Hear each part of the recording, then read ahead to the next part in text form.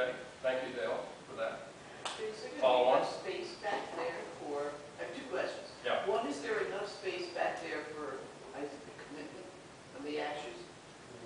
I mean, it seems like a small space to me, visually. Right. And my second question is, can the children from the school, because I don't know the layout of the school, can the children from the school see that? See the columbarium. They see, you know, a service going on back there? Or I suppose they can if we didn't want them to, which I presume is what the question is about. We time Close everything the down. shutters. And I don't know, we would sequence that appropriately. Yeah, we have to plan our funerals Right. now in light of the school. I mean, they're in terms of people coming and going and traffic patterns. So if you're asking about a committal service back there, we would time that similarly. Trust me, when you're dealing with cemeteries around here, you could get me going on that one. It's very interesting how you have to accommodate the cemeteries when you do a committal. It can be a real pain in the neck. So this would not be difficult. It wouldn't be difficult. Right. I don't know, how many people are typically at a committal ceremony? Anybody? Well, it depends how well you're liked. If they don't like you more, come just make sure that You know, I guess the only model that we have for it at Gloria Day is when we buried Pastor Stowe. And again, it was in the same, it's a very compact area. And we have that capability now, Joe. Yeah, we have the capability to remotely allow a much greater audience either in here or the fellowship hall to do that particular event, or even in the coffee bar area on the TV screens. So I recognize that it is not as optimum in terms of the space availability as the baptismal transept, but there are other considerations that I think have been brought to the table that lead us to this as being what we would like to see as a preferred option. And bottom line, it's still going to get voted on by the congregation. Right. So if somebody doesn't like it, I suppose they can say no, and we'll note that. What she's concerned about is the entire classrooms on both sides of the garden are nap time all in the afternoon. So if you do a funeral here, it's still quiet to those classrooms on the side for nap time. But if you do an afternoon burial in the garden, it depends on the noise getting into the nap time classroom process. Right. Well, I know in the past, like when they've had the big cranes here and things like that, they've just moved the kids around for a period of time into other classrooms, you know, kind of worked it that way too. So, you know, And my those kind hope of is that we don't make this a regular daily event. It's the return on the investment that you're worried about, right? No. Let's not do that. I think that's all I have on the culinary task group. I will say, similar to what we've said with some of the other activities, is that the task group under Ed Kleinschmidt or Ann Wood and Ed as the council representative has been fabulous working this, and they've really you know, come through with the kind of designs and the very forward-thinking designs for us to consider. Again, the garden was a primary location. We think that we'll be able to do that. It will probably cause some consternation with some on the task group, but others on the task group will be very happy with it. So like any family, we're going to have people who agree with that and people who don't. And so be it. Hopefully we'll continue to move forward. We do have options, and we can grow with that ministry. Any other questions? Okay, let's see what else I have on here. Task group. Just a bit of PR, Thrivent Habitat House. There was a wall raising yesterday. Mike Riley was the chapter, I guess he was the chapter representative.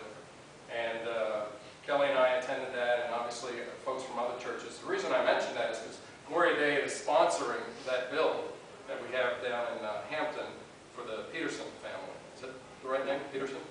And so we had a wall raising yesterday morning. It was a little drizzle, but it improved. And we raised 2 walls on the Habitat House, and we thank, obviously, the congregation for the support that you give to make that a reality. This is the 4th build for Thrivent, and I believe the 3rd for Gloria Day, or did we do all 4? Okay, so we've been involved in all 4 as part of the Lutheran area Lutheran churches, both on the peninsula and south side, to support that. So it's not over with the wall raising. Actually, it's just beginning. So get your hammers out, talk to Mike, and we'll make sure that you're part of the email distribution for times when Glory Day has an opportunity to build out there. It's a great ministry. I've been out several times working on the sites. And you also did a ribbon cutting for last year's. Yeah, because it was raining. Because it was raining at the time last year when they completed it and did. So Mike had a wall raising and a ribbon cutting yesterday for homes dealing with thriving habitat. And that's the good work of Glory Day and other churches. So thank you for that. We talked about finances. I just wanted to, we touched on the building account. I said that offerings in that regard are off, and so we have to go on a monthly basis to the tune of about $3,000 to $4,000 dipping into the reserves. We have a strategy for that. We're going to use some of the money out of the dredging revenues, continue that account on. I didn't talk about the regular account.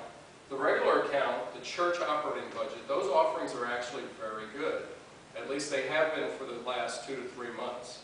So thumbs up, let's continue to work that. And it's been good on 2 counts. The offerings themselves have been very strong. But the management that the team has put in place in terms of controlling expenses has also been very strong. And each of the cost centers associated with that. So we've had a twofold good management effect and also a congregation stepping up to trying to do more in terms of the offerings. So I thank you for that, and hope that we will continue on in that trend, a good trend in that regard. No one asked about the land, and I have 15 minutes left. Anybody want to hear about the land? What's the plan? Anybody know what the plan is? Yeah. Could you tell me? Let me dazzle myself. All right, well, I'll bring it up because, no one has brought it up, and I think we need to talk about it. Okay, so the land. We have a bill to pay on the land. We've been paying that bill ever since we purchased it in 2005, 2006. And we had hoped to do the development on there. The market bottomed out on us in 2008. It's been very tough. So the bottom line at this point is, we cannot find an investor for that project.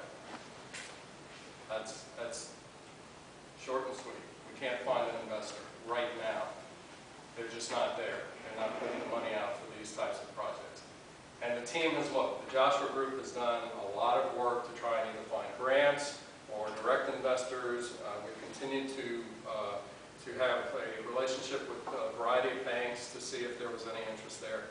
It's just not happening right now. And I think we're still kind of at the bottom. Folks are just not going to, they don't want to put out, $2, $3, $4, $30 million for a big project like that.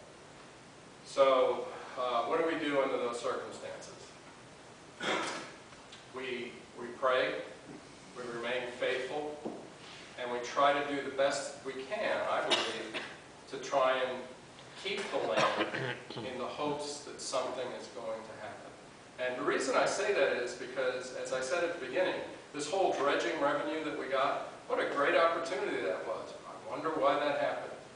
That we were given that opportunity so that we didn't have to sell the land. Because that probably would have been the reality that the council would have been working on selling the land this year if we had not received that revenue. Because we just can't pay those bills. So what I think about that is I think, well, perhaps that is God providing for us to let us rope-a-dope it, if you remember Muhammad Ali, rope-a-dope it through this really tough trough of the economy until perhaps there's a better day for us to look for opportunities for investors. So that's what our plan is at this point. We're going to maintain, we're going to keep the land, we've got a revenue source to allow us to pay the deficit, if you will, from the capital fund offerings that we're receiving. And in the hopes that at some point in the 2011 timeframe, the economy is going to pick up enough that we would be able to find an investor for that property. Now,